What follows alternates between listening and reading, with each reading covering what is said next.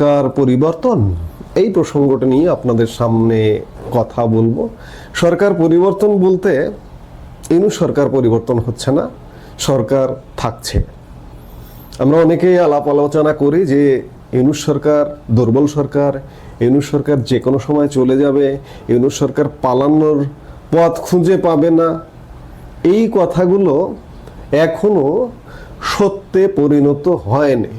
তবে যেটি বলছে যে ইউনূস সরকার দুর্বল, অবশ্যই বাংলাদেশের 54 বছরের ইতিহাসে এত দুর্বল সরকার আর হয়নি।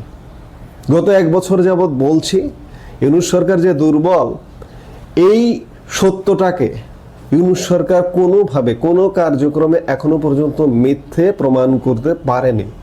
কিন্তু ইউনূস সরকার দুর্বল, এই দুর্বল সরকারকে যে ঝাঁকি দেওয়া, সরকারকে যে ফেলাই দেওয়া, এই ঝাঁকি দিয়ে ফেলা